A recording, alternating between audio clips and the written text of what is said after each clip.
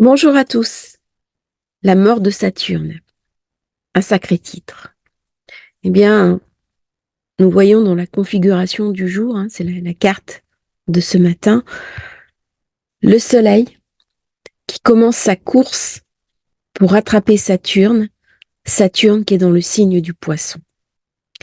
La conjonction exacte entre Soleil, Saturne et je crois qu'il y aura Mercure, on va vérifier ça dans la carte, se fera le 28 février, la veille du 29e jour de cette année bissextile. Autant dire que nous sommes dans un symbole qui est particulièrement fort, extrêmement puissant, parce que le Poisson est en plus le dernier signe de la roue zodiacale. Ça veut dire qu'il y a quelque chose qui s'achève, quelque chose qui est en train de mourir et quelque chose qui appartient définitivement au passé, avant même que Saturne finisse sa course dans le Poisson pour renaître l'espace suivant dans le Bélier. Alors Saturne, pourquoi est-ce qu'on dit qu'il est en train de mourir? Eh bien parce que quand une planète, a fortiori une planète lourde, est transitée par le Soleil, on considère que l'ancien de cette planète est appelé à être apuré, nettoyé, que c'est en train de mourir et que la planète est revivifiée, qu'elle redémarre un nouveau cycle. Autant dire que nous arrivons dans ce cycle préparatoire qui va s'achever l'année prochaine pour le dernier passage du Soleil sur Saturne en Poisson, avec une sortie de crise, puisque Saturne va renaître en Bélier au printemps 2025. Alors, qu'est-ce que c'est cette mort de Saturne? À titre personnel, nous allons voir d'abord à titre personnel, titre du symbole, et puis plus globalement, qu'est-ce que ça peut venir nous raconter? À titre personnel, quand j'ai une conjonction Soleil-Saturne, j'ai une rencontre entre l'ombre et la lumière. Saturne, dans le thème de naissance, il représente l'ombre. Il représente une part de ma souffrance. Il représente aussi mon exil. C'est-à-dire que il y a eu, à un moment donné, la manifestation de la matière, la manifestation d'un représenté. Et je suis inscrit dans cette incarnation terrestre, avec un corps physique, avec une ossature physique qui est Saturne. Saturne, c'est l'os. Dès qu'on va toucher à Saturne, on va travailler sur les os, sur la structure, sur l'articulation, sur l'identité. Mais l'identité au terme du manifesté. Avec le Soleil, on va travailler sur l'identité au terme de la conscience. C'est le principe de vie. Saturne, c'est le principe de mort. S'il n'y avait pas l'un et l'autre, il ne pourrait pas y avoir manifestation. Alors, dans un thème natal, ça va me donner une personnalité très tenace, qui est mûre, plus jeune, parce qu'elle a la connaissance des secrets. Elle a la connaissance des savoirs. Plus impliquée dans le monde, plus responsable, mais parfois plus obscure. Tout va dépendre si c'est plutôt le Soleil qui domine Saturne ou Saturne qui domine sur le Soleil. En Poisson, il y a une forme de dissolution. Il y a une décristallisation. Et là, on va rentrer dans des principes très, très spirituels, très psychanalytiques aussi, en parlant du signifiant et du signifié. Alors, Saturne, qui va être traversé par le Soleil, il va être illuminé, un petit peu comme la lumière rentre dans l'ombre, le 28 février. Alors, aujourd'hui, le Soleil est à 4 degrés, Saturne est à 9 degrés. Et voilà la carte du 28 février. Et nous avons Soleil, Saturne en Cassini à 9 degrés. 9 degrés, c'est en plus un cycle, un chiffre d'achèvement. C'est-à-dire, je suis sur la dernière marche. Après, je suis au 10. Et au 10, eh bien, je recommence un nouveau cycle. Donc, même au niveau des chiffres, on arrive à voir un décodage. Mercure sera aussi de la partie. Par contre, lui est juste un tout petit peu plus loin. Il est à 10 degrés, mais il est Cassini parce qu'il est à moins d'1 degré d'ordre. Donc il est aussi dans le cœur du Soleil. Comment on voit Mercure qui est le messager des dieux? C'est-à-dire que là, j'ai une triangulation qui est parfaite.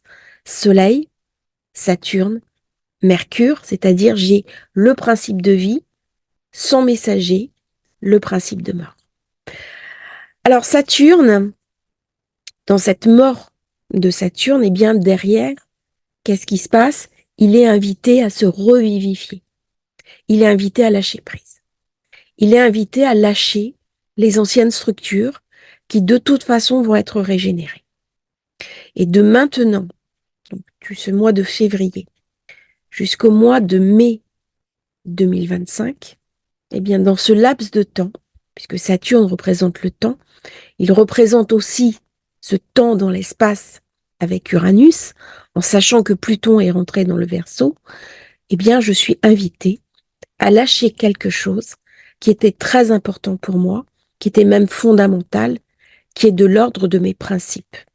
Et nous allons voir dans ces mois qui viennent de très gros bouleversements qui vont ébranler en profondeur nos structures, aussi bien à titre personnel qu'à titre collectif. Au niveau philosophie, c'est l'ancien qui doit laisser la place pour que le nouveau puisse émerger. C'est-à-dire s'il n'y a pas de mort de l'ancien, le nouveau principe ne peut pas prendre racine et il ne peut pas s'épanouir. Alors Saturne, c'est un dieu qui fait peur, c'est un dieu inquiétant, mais la différence des autres dieux, c'est un dieu changeant. Jupiter, c'est assez simple son histoire. Il échappe à son père Saturne qui veut le dévorer, il est protégé par la chèvre Amalthée, il va détrôner son père, il vole son royaume et il reste sur le lac. Que ce soit Neptune, que ce soit Pluton, une fois qu'est achevé le moment de l'enfance, dans leur statut adulte, ça change pas beaucoup. Alors bien sûr, il y a plein de péripéties, il y a plein d'histoires. Jupiter, c'est les histoires avec les femmes. Il est toujours en train de chercher des conquêtes. Il est dans les intrigues. Enfin, il y a un truc, mais très compliqué au niveau de ses comportements humains. Mais il reste le dieu des dieux. Saturne, c'est différent. Saturne va commencer son histoire par détrôner son père en le castrant. Et de la castration d'Uranus va naître Vénus. Il va s'approprier son royaume sous l'égide des titans. Et des titans qui vont mettre une condition, puisque ce sont eux qui dominent le monde de Saturne, que Saturne ne soit jamais détrôné. Et donc Saturne va dévorer ses enfants pour ne pas être détrôné. Mais son épouse voit ça d'un très mauvais œil. Elle va donc cacher le petit Jupiter, qui va être protégé, comme on le sait, par la chèvre Amalthée. Et à un moment donné, Jupiter va lui aussi se révolter contre le père. Et là, on retrouve un petit peu le mythe d'Œdipe, même si je n'adhère pas à cette idée du mythe d'Œdipe, on sait que le pourquoi Freud a créé le mythe d'Œdipe, mais dans l'idée qu'il y a quelque chose de détrôner le père qu'on retrouve dans les dieux. Et donc, il va chasser Saturne. Saturne va perdre son royaume au profit de son fils, qui est Jupiter. Il va être exilé. Alors, il y a des légendes où ils disent que Saturne s'est retrouvé dans la zone des enfers. À un moment donné, il a été libéré. Il y a des légendes aussi qui disent que Saturne a perdu son statut de dieu, de divinité, qu'il est devenu simple mortel. Mais à la fin, il va rejoindre le dieu Janus, notamment à Rome, et là, il va créer l'âge d'or. Il va y avoir un âge très heureux avec Saturne, et notamment les fêtes qui étaient les Saturnéales, qui étaient des fêtes de grande joie, où il y avait une inversion des principes. C'est-à-dire que pendant les Saturnéales, le maître devenait l'esclave et l'esclave devenait le maître. Et il y avait une inversion des rôles qui permettait une cohésion de la société. Ça permettait aux subalternes d'être bien traités par le maître, parce qu'il savait qu'il allait y avoir une punition. Alors Saturne, c'est le dieu de l'hiver. Il est à Rome très calme. Il n'intervient pas dans les affaires de l'année, sauf au moment de l'hiver. Il y a quelque chose d'un retour. Alors, dans la structure du tarot, c'est l'ermite. On le représente aussi comme le squelette avec la faux. Il va me parler de détachement. Alors Saturne, il vient me parler de structure. Il vient me parler de temps. Il vient me parler de limites. Il vient me parler aussi de fidélité, de science, d'architecture. Il vient me parler de charpente osseuse. C'est-à-dire que si ma personnalité est bien articulée, c'est Saturne. Saturne, il vient parler de ma capacité à assimiler. C'est le transformateur. Alors, Jupiter, c'est le principe d'expansion, de croissance, d'augmentation. Saturne, c'est l'inverse. C'est le principe de restriction, c'est le principe d'intériorisation, c'est le principe où je vais me dépouiller. Saturne, il m'invite à sortir de mon animalité. C'est la transformation. C'est-à-dire que où je reste tourné vers des désirs, vers des envies, vers du besoin de posséder, un petit peu comme l'enfant, c'est-à-dire l'enfant, à un moment donné, va expérimenter la toute-puissance. Et il va profiter de cette toute-puissance. Cette toute-puissance, il l'exerce sur son entourage, sur ses parents, sur sa nounou, sur éventuellement d'autres enfants. C'est-à-dire, j'ai pouvoir. J'ai pouvoir de manipuler mon enfant. L'enfant va expérimenter la limite. C'est-à-dire, on va lui refuser. Et là, qu'est-ce qui se passe? Il va expérimenter la frustration. La première limite. C'est le premier mot de Saturne. Saturne vient me raconter que je ne peux pas tout faire. Sinon, je deviens un tyran. D'où l'importance de mettre des limites aux enfants. D'où l'importance d'avoir un cadre. Alors, un cadre bienveillant, bien entendu, mais aussi la compréhension de la limite. Parce que si la personne n'a pas la limite, eh bien, plus tard, il va y avoir des phénomènes d'amplitude. Et cette amplitude va être dommageable pour les autres et pour la personne elle-même. Alors, trop de limites, un excès de Saturne, va provoquer le phénomène inverse. C'est-à-dire que si j'ai reçu trop jeune, trop tôt, trop d'interdictions, trop de cadres, eh bien, je vais rentrer dans un principe d'expansion et je ne vais pas arriver à me limiter. Alors, Saturne, il vient me parler aussi d'une forme de complexe saturnien qui est le refus de perdre, c'est-à-dire l'impossibilité de me confronter à toute frustration. Parce que dans la vie, nous ne maîtrisons pas tout. C'est ce que Saturne vient me raconter. Et c'est ce que le Soleil vient éclairer. C'est-à-dire que nous sommes soumis d'une certaine manière, tous autant que nous sommes, à des aléas. Nous ne pouvons pas avoir une maîtrise totale, ni sur notre vie, ni sur les événements de notre vie. Si je reste dans une volonté permanente de contrôle, je ne suis pas dans le mouvement de la vie. Ce que Saturne vient me raconter. Je rentre alors dans un principe jupitérien. Et nous sommes dans des sociétés qui sont totalement jupitériennes. Mais nous voyons actuellement les limites, notamment en termes de pollution, en termes de surconsommation, en termes d'appauvrissement mental, parce que si je suis dans le toujours plus, je ne peux pas être dans la réflexion saturnienne. Pour qu'il y ait une réflexion mentale, il faut Jupiter et Saturne. Juste Jupiter, il va être dans le pur plaisir. Il va être dans l'hédonisme extrême. Mais du coup, je vais rentrer dans quoi? Dans une forme de tout pour mon plaisir, tout pour moi, quelque part un ego surdimensionné, de la cupidité, de la jalousie, et on va rentrer dans l'aspect cannibalesque du mythe. Saturne qui rejoint Janus à Rome, ça vient me parler aussi d'un Saturne qui va trop limiter. Si Saturne limite trop, eh bien, puisque Saturne c'est l'ombre, que le Soleil c'est le principe de vie, eh bien, je vais refuser de vivre. Je vais être dans du pessimisme, dans du repli de moi. Je vais être dans la dénégation. Je peux rentrer aussi dans une forme assez complexe. Suis-je vivant ou mort? Et là, on retrouve notamment sur les symboles. Alors, c'est intéressant parce que on a toute la maison 4 qui est très chargée, qui est la maison du tombeau. Suis-je mort? Suis-je vivant? Et Saturne vient me parler du tombeau. Dans le projeté, la maison 10, c'est l'élévation, c'est la montagne. Et quand il se projette en face, dans la maison 4, on arrive à la maison de la tombe.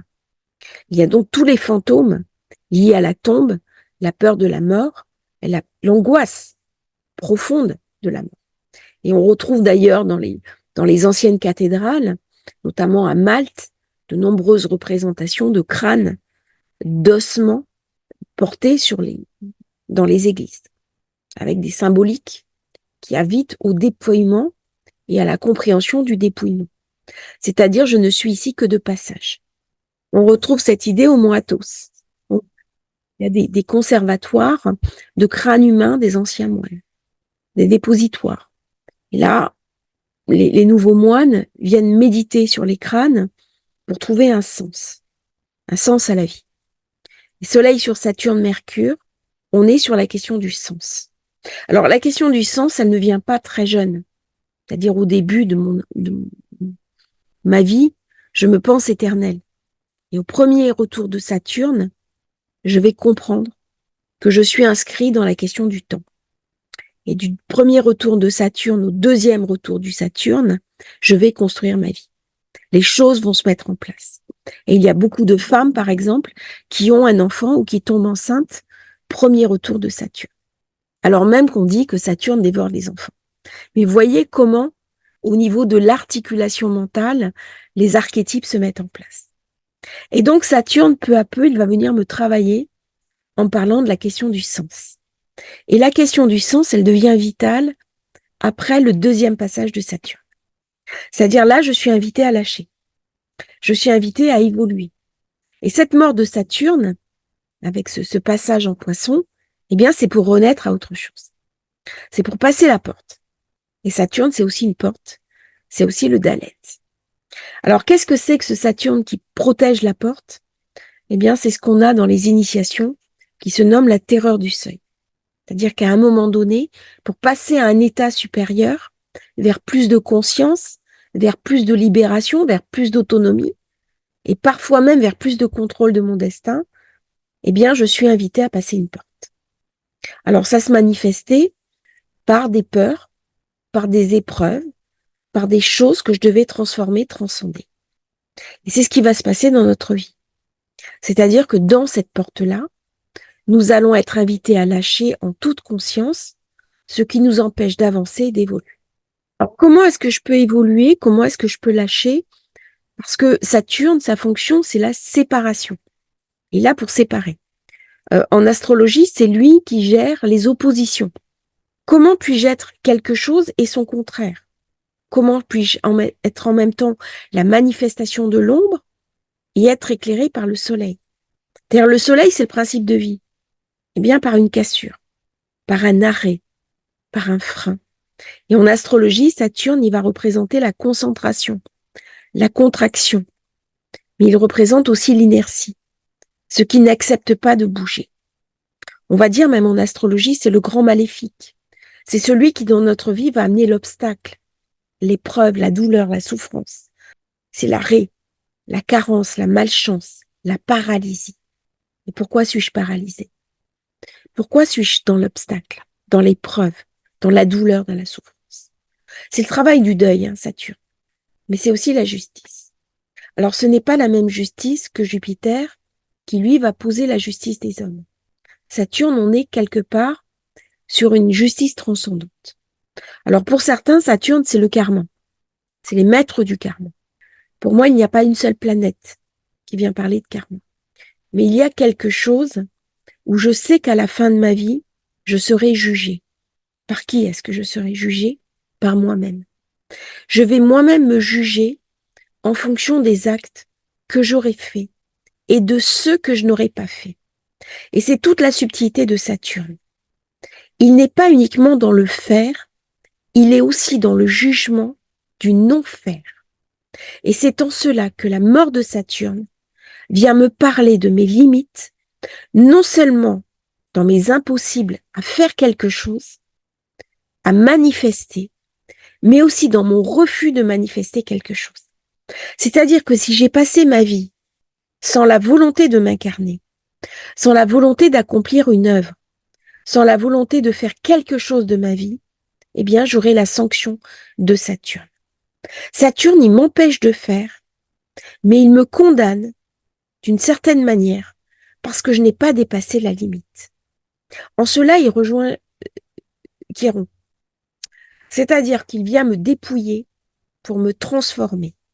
Il vient me poser une limite pour que je trouve une astuce pour la dépasser et que je puisse rentrer dans quelque chose inhérent à la matière, qui est la prise de risque. Et j'entends des personnes au jour d'aujourd'hui en consultation qui me disent « je ne peux plus prendre de risques. Si je ne maîtrise pas tout, je n'y vais pas. » Eh bien, Saturne vient me raconter que la réponse n'est pas celle-là. Peu importe que le résultat soit bon ou pas bon. Bien sûr, d'un point de vue humain, c'est toujours plus facile quand on est dans une expérience de type Jupiter, où on gagne de l'argent, on réussit, on avance, tout nous réussit. Saturne, c'est pas ça qu'il vient nous dire. Il vient nous dire que si je prends confiance en moi, si j'arrive à toucher du doigt ma propre structure, ma propre ossature mentale, à la construire patiemment, eh bien, je vais pouvoir franchir les courses d'obstacles qu'il met sur ma route. Le risque avec Saturne, c'est de lâcher prise dans un renoncement, alors que Saturne nous invite à un renoncement dans l'action. C'est-à-dire de me dire, peu importe la réponse, peu importe la solution, peu importe ce qui va se passer et si je me brise, mais au moins j'aurai essayé. C'est-à-dire que lorsque Saturne vient me mettre un obstacle, il m'invite à trouver une planète, à trouver un élément dans mon thème pour le contourner. C'est ça la leçon de Saturne. Et en venant mourir, il vient m'expliquer que tout ça n'est qu'un théâtre, n'est qu'une représentation. Il vient m'inviter à une joie qui est la joie de la Saturnale. C'est-à-dire que le maître va devenir l'esclave et l'esclave symboliquement va devenir le maître. Et on va revenir sur des principes d'articulation, puisque depuis que Pluton était dans le Cancer, nous étions dans une forme d'inversion. Et la lumière, elle s'est remise à briller depuis février, parce que nous sommes entrés dans le cycle 9. Le cycle 9 chez les Asiatiques. C'est le cycle de la lumière. Et donc ce passage Saturne, Soleil, l'ancien qui demande à mourir, à disparaître pour laisser la place du nouveau, eh bien c'est quelque chose que nous pouvons vivre tous autant que nous sommes à l'intérieur de nous-mêmes. C'est-à-dire que c'est un recommencement. Saturne, c'est le plomb, c'est la matière, c'est la couleur noire. Eh bien, je suis invitée à transformer cette matière à travers une grande œuvre alchimique pour parvenir à la fin, au final, à me transcender, à me libérer. Qu'est-ce qu'on vient me raconter? La question du sens. C'est-à-dire que si ma vie, dans mon incarnation, je n'arrive pas à trouver un sens, eh bien, dans ma vie, je vais toucher du doigt à un moment donné l'absurde. Et cet absurde peut m'amener dans la tombe. Que je sois vivant ou mort, je ne suis plus vivant. Saturne, il vient me raconter le sens à donner aux choses. Alors Satan, c'est aussi Saturne. C'est l'ombre. Alors que le soleil, c'est la lumière. Donc là, on voit le principe de l'ombre, le principe de la lumière. On voit aussi le principe du bien, le principe du mal. N'oublions pas que Saturne, c'est symboliquement le grand maléfique. C'est aussi Lucifer. Là, ils sont ensemble. Ça veut dire que s'ils sont ensemble, l'alliance du bien et du mal, c'est le retour à l'unité. C'est le retour à l'unité dont parle la Kabbale. C'est le principe d'unification. C'est le retour à l'un. C'est l'ère messianique. Si Saturne, c'est Lucifer. C'est la chute. C'est la chute dans la matière. C'est la matérialisation de l'esprit humain. Si je vais trop loin dans la matérialisation, je vais toucher du doigt le matérialisme. C'est-à-dire, par exemple, une science qui ne produit des effets que pour elle-même. L'autre jour, j'écoutais une information, un interview du professeur Raoult qui parlait de Darmanin et qui disait maintenant il va y avoir des lois pour criminaliser les gens qui critiquent la science. Alors que le but de la science, c'est d'être critiquée, c'est d'être remis en question. Parce que sinon, elle n'évolue plus, elle se rigidifie, elle devient Saturne. Et si je me rigidifie, que je me cristallise que je ne peux plus avancer, eh bien, c'est la chute de Lucifer. C'est le matérialisme extrême qui va me détruire. C'est le mal. C'est le monstre neptunien. C'est aussi une déviation. Le mal, il est lié à l'ignorance humaine. C'est une déviation de la lumière primordiale. Plus je vais connaître de choses, plus je vais m'intéresser à des choses, plus je vais comprendre le monde qui m'entoure, mais pas uniquement dans sa partie visible, dans sa partie invisible. C'est-à-dire, je vais m'intéresser aux archétypes, je vais m'intéresser à la psychanalyse, à la psychiatrie, à la psychologie, à la thérapeutique. Eh bien, je vais réintroduire dans ma vie et dans la conscience globale la lumière, donc le soleil.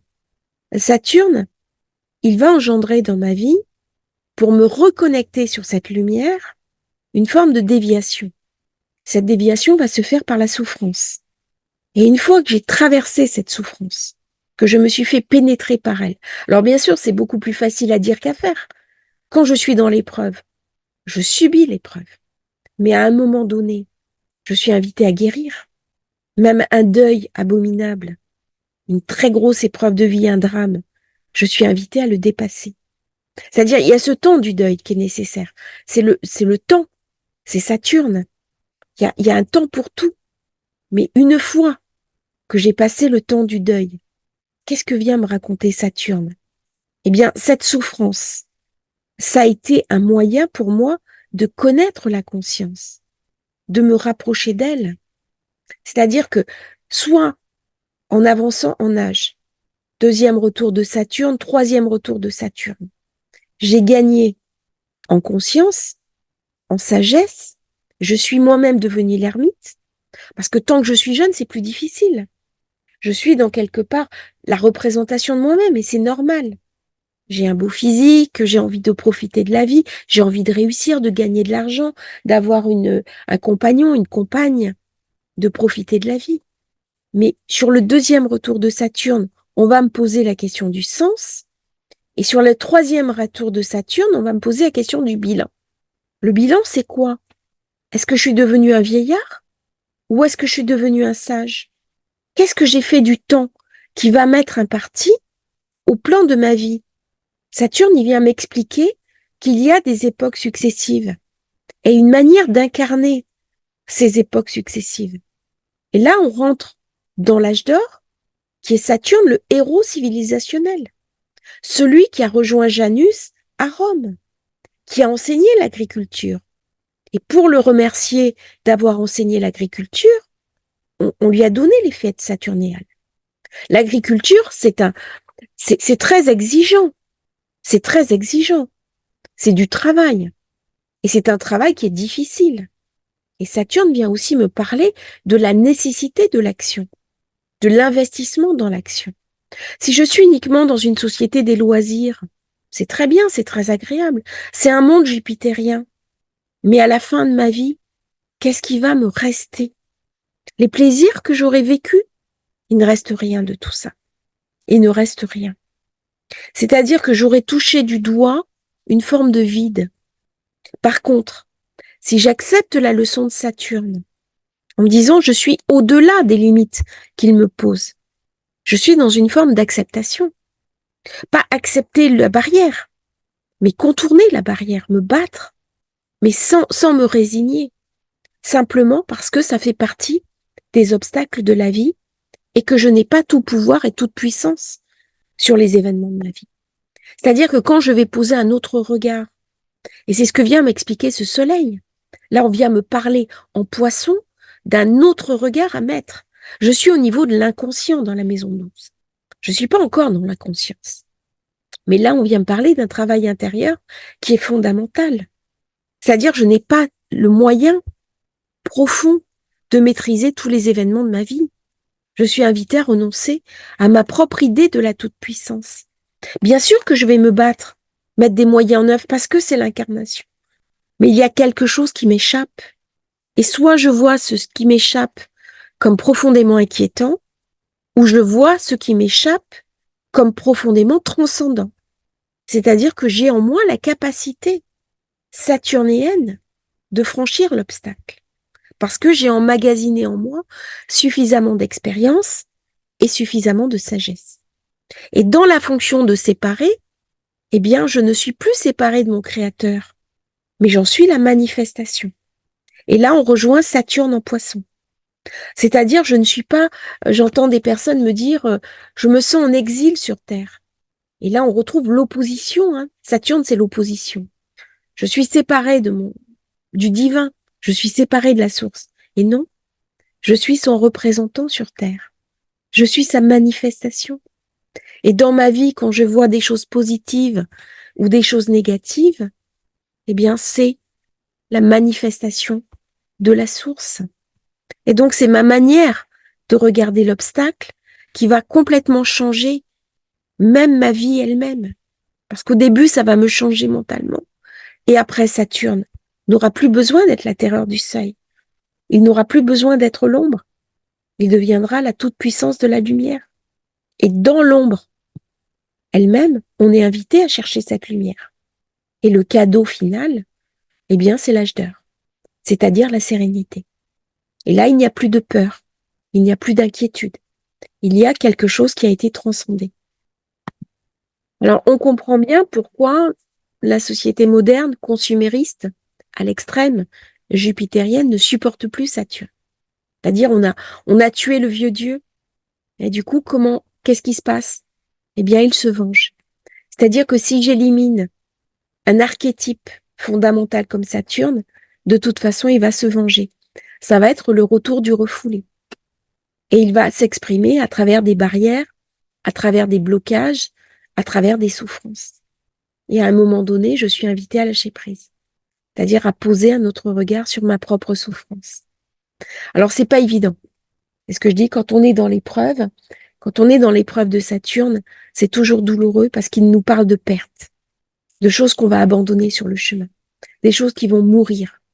Lorsque je perds des proches, c'est très douloureux. Et pourtant, ça laisse la place aussi à autre chose. Et la vie, c'est ainsi. Saturne, c'est aussi celle qui porte la faux. Il vient me parler d'achèvement. Mais il faut bien que l'ancien meure pour que naisse le nouveau. Et c'est ça, ce mythe, qui est en train de se passer là. Bon, je vais prendre 5 minutes sur la carte. Maison 4, le tombeau. Maison 5, c'est la maison de la transformation, de la transmutation. Et la maison 7, c'est la maison de l'alliance. Et si on regarde bien, j'ai la lune. La lune qui vient me parler de cycles, qui vient me parler d'états successifs. C'est-à-dire, les femmes sont cycliques. Elles ont conscience du temps qui passe à l'intérieur de leur corps. Avec la puberté, avec l'apparition des premières règles, avec la maternité, avec la disparition, ce qu'on appelle l'horloge biologique, le moment où je suis toujours féconde, mais il n'est plus souhaitable que je porte un enfant, et enfin la ménopause. Et après, la dernière étape, qui est une étape complètement liée à Saturne, qui est l'ostéoporose, c'est-à-dire les os qui s'amenuisent et qui disparaissent. Donc il y a quelque chose d'une dissolution, il y a quelque chose d'une décristallisation. Et c'est ainsi que la vie se fait par étapes successives et des croissances évolutives de monde en monde, de génération en génération. Alors pour finir, sur Saturne-Soleil, on va parler d'un concept qui est un petit peu abstrait, qui est la notion de signifiant et de signifié, qui est un concept central dans la linguistique structurale, qui a été introduite par Ferdinand de Saussure, qui était un linguiste suisse. Le signifiant, c'est la forme matérielle d'un mot ou d'un signe. C'est ce que nous percevons sensoriellement. C'est la suite de lettres ou de sons que nous utilisons pour exprimer quelque chose. C'est-à-dire que si nous prononçons par exemple le mot arbre, le signifiant, c'est la séquence de sons que nous prononçons ou la suite de lettres que nous écrivons pour représenter l'idée de l'arbre. C'est la manifestation. Le signifié, c'est le concept, c'est l'idée, c'est la signification que le signifiant évoque dans notre esprit. C'est la représentation mentale que nous avons d'un objet, d'une action, d'une qualité. C'est-à-dire que si je reprends le mot arbre, le signifié sera l'expression de l'arbre l'image mentale, la notion que nous avons dans la tête de cet arbre. Le signifié, c'est le soleil. Le signifiant, c'est la forme. C'est-à-dire que l'un, c'est le principe de vie qui va animer la forme. Vous voyez un petit peu comment, lorsque le signifiant et le signifié sont ensemble, ce que cela peut représenter à titre personnel. C'est-à-dire que le signifiant ne peut pas exister sans le signifié. L'un est la forme extérieure, l'autre est la forme intérieure. C'est le contenu. C'est-à-dire, dans un cas, je suis dans mes extériorités et dans un cas, je suis dans mes intériorités. Et la conscience a besoin des deux pour qu'il y ait manifestation. Par contre, il y a souvent un décalage, parfois même une opposition entre ces deux principes. Et là, il y a cohésion. Autant dire qu'au niveau mystique, au niveau personnel, au niveau transformatoire, c'est une période clé pour dépasser des limites, dépasser si j'ai des douleurs, si j'ai des fantômes, si j'ai des choses de mon passé qui m'empêchent d'avancer, c'est le moment d'y renoncer. C'est le moment de le transformer. C'est le moment de refermer des livres et de passer à autre chose. C'est-à-dire que j'ai le choix, quand j'ai une douleur, de la transformer ou de faire d'elle ma propre prison. Mais c'est moi qui ai la clé. C'est-à-dire, je peux construire ma vie en fonction des douleurs que j'ai vécues, ou au contraire, je peux construire ma vie en fonction de ce qu'il y a au-delà de la douleur que j'ai traversée. C'est un choix personnel. Malheureusement, c'est là où Jupiter est impuissant. C'est-à-dire, Jupiter peut me dire, tu es malheureux, achète-toi une paire de chaussures. Thérapie carte bleue. Mais il ne peut pas me donner la lumière pour aller au-delà de la douleur. Et donc, je ne la résous pas. Et elle s'enquiste jusqu'à me dévorer, voire même à me détruire. Et là, la seule manière de passer au-delà, eh bien, c'est Saturne. Parce que s'il vient bloquer ma vie, il peut aussi bloquer ma douleur.